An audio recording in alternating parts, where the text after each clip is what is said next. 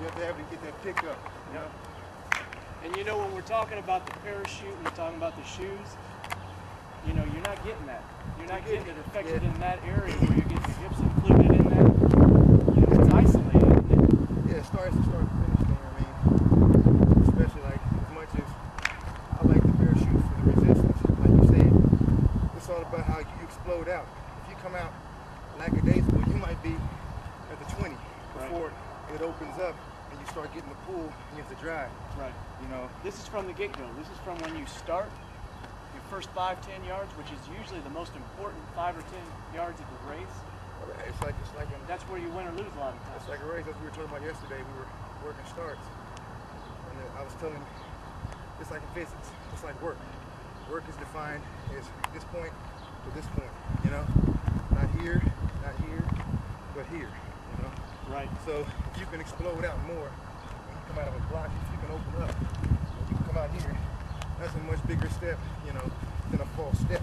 Right. I mean, so it goes back to what we talked about, especially speed. Every inch that you can get on each stride over the whole 66 steps of your race, if you can get that with the same amount of power, that's about 0.2 of a second off of your race. It's a big deal. And it's the difference between, you know, 11 flat and 10-8. Exactly. Exactly. So what we're trying to do, what you're talking about, is you want to improve your stride. One of the things he's talking about. And Josh, if you get that 1 inch, that's that 0.2 of a second that you're hoping. He has natural good turnover. Sure does. Explosion, obviously, something we have to work on because he's done more long distance. I give him a hard time about that. I'm like, man, sprinters don't run 5Ks. He was just saying that too. I don't believe in it, but he's got good turnover. So now the phases of the 100 per se, or even the 200, you know, you have to blast off. Then you get to your maintenance phase, and you have to be able to maintain that speed without as much energy expenditure because you've got to finish up your race. Right. Well, once he gets to that maintenance phase, it comes here, he's got to have that gear to shift again, to head back down, get going. Right. So right now, this will help with the turnover as far as the hip action, because when you get tired, you have a tendency to go from here till your knee goes down and you flip your feet. Right. You can't win a race flipping your feet, you know. So take your hips, just do like that, take it and turn it up where your knee is. Out. It's like a beat drill. Right. Up, out, claw. Right. You know? And that's what I'm telling you, that front third right there. When you claw, pulls the track beneath you. So. And that's curious that you say that because I learned about the claw a couple of years ago, but I actually was learning stairs. Really? When I was incorporating that with the other drills that we were doing, but running the stairs and doing it the way I said when we talked about that, getting the stair with the front part of your foot, the ball of your foot, and barely touching the heel, and then exploding up. I started incorporating what was called a claw, and that's... It is. And like I tell them, when you do this, I mean, when you're on your toes, that's ballet. You know, that may be a little bit of a basketball layup, but that's it. When you come out of a block, you're at 90 and 120. Your front's at 90, back's at 120. That's this up here. That's this right here. You don't get that on the front. This right here is pressing calf. Look at most sprinters. I'm not joking. Most sprinters are kind of built like me, has calves, but they're big up here. They got big thighs, right. And they got big and it's explosion. When you see these guys' legs, these hammies and thighs, they're flexing the whole way. That's because when he puts it down, he's not putting the brakes on. That's putting the brakes on your tone. They're coming through, pulling track your knee.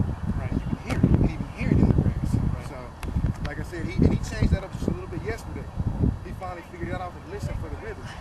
He heard it, and he just started. He started banging, you know. And that's what we talked about. And I told you, like with Maurice Green, Coach Hobson, he doesn't even have to be looking at Maurice. Yeah, he can tell he's good. He can hear. I've worked with Hob for a little bit. Hob is top notch, and yeah, he does. He'll correct you and won't even look at you. Right. He knows exactly. He says, no, you're not running 100, you're running a 50 right now. So let's go ahead and go back and start over and run 100. Right. And you know, you got to respect that for somebody that knows patterns. You can hear the foot patterns. A good one, a good drill I like to do with, especially with these difficult, is the beat drill, because you're up, out, down. Think about it. When I've got to come up, I've got to pull that up.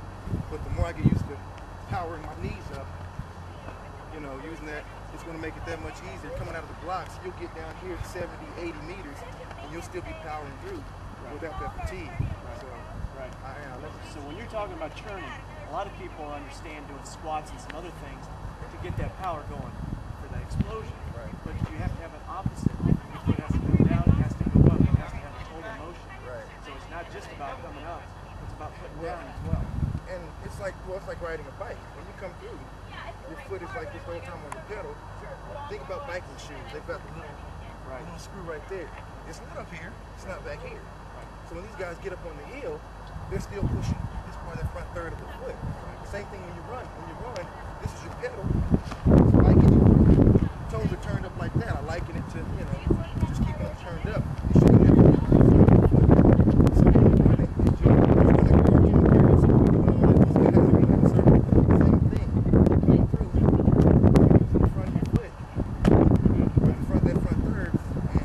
that's what's causing you to propel down the, whatever you throw the track, it'll throw back.